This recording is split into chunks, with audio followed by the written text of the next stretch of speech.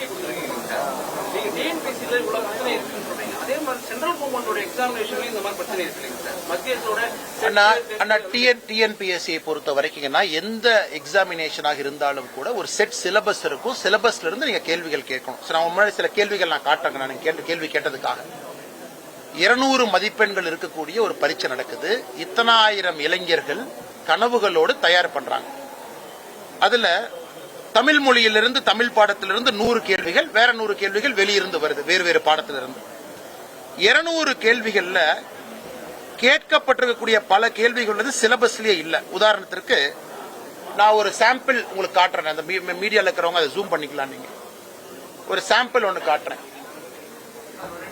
ஒளி மரபை கண்டறிக அப்படின்னு ஒரு கேள்வி, கேள்வி நம்பர் 5. சும்மா நீங்க ஜூம் பண்ணி பாருங்க, யாராச்சும் இதுக்கு பதில் சொல்லுவாங்களா நீங்களே பாருங்க. அடுத்தது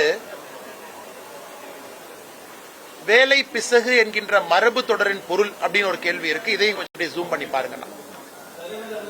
அடுத்தது ஒரு பொருத்தம் 4 கொடுத்திருக்காங்க. நான் சும்மா இருக்கிற சில சாம்பிள் கேள்விகள் இதை மட்டும் காட்டுறேன். இது எதுவுமே சிலபஸ்ல இல்லை. இதெல்லாம் 20 ஆண்டுகளுக்கு முன்பு வேறு வேறு காலகட்டத்தில் இருந்த தமிழ் சொற்றொடர்ல வந்திருக்கக்கூடிய சில வார்த்தைகள். அவங்களுடைய பிரிஸ்கிரைப்டு சிலபஸ்ல நெகட்டிவ் மார்க்கிங் இல்லாதனால எல்லோரும் வந்து ஏதோ ஒன்று டிக் அடிப்பாங்க. ஒரு சிலபஸ்ல இருந்து கேள்விகள் வரும்பொழுது மட்டும்தான் அந்த மாணவனுடைய திறமையை நீங்க பரிசோதித்து பார்க்க முடியும். ஒரு 10% அவுட் ஆஃப் சிலபஸ் வச்சுக்கலாம். அது கிரிட்டிக்கல் திங்கிங்கா.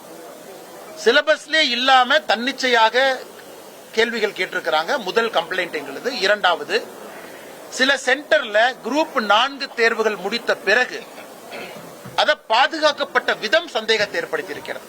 சீல் பிரிச்சிருக்கிறாங்க. அந்த பாக்ஸ் வந்து முழுவதுமாக சீல் பண்ணல, ஹாஃப் தான் சீல் ஆயிருக்கு.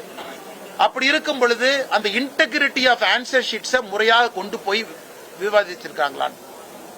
ஏன்னா லட்சக்கணக்கான மாணவ செல்வங்கள் எழுதக்கூடிய குரூப் 4 ஒன்று தேர்வுகள் முறையாக இல்லை, தேர்வு நடந்து முடிந்த பின்பு அதை பாதுகாக்கப்பட வேண்டிய விதமும் முறையாக இல்லை என்பது எங்களுடைய குற்றச்சாட்டு.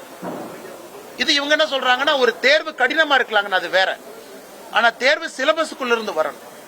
அதனால இன்னைக்கு திராவிட முன்னேற்ற கழகம் ஆட்சியில் இருக்கிறாங்க.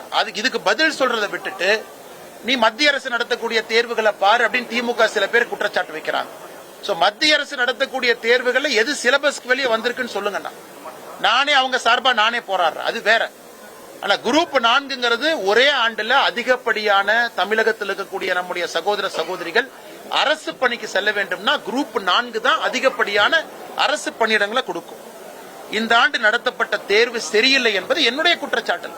மாணவ செல்வங்கள் எல்லாம் சொன்ன பிறகு அதை அனலைஸ் பண்ணிட்டு நான் உங்க முன்பு குற்றச்சாட்டாக பத்திரிகை நண்பர்கள் முன்பு நாங்கள் வைத்திருக்கோம். பிளே ஸ்டோர் மற்றும் ஆப் ஸ்டோரில் இருந்து பாலிமர் செயலியை QR கோடு மூலம் பதிவிறக்கம் செய்யுங்கள். செய்திகளை உடனுக்குடன் பெறுங்கள்.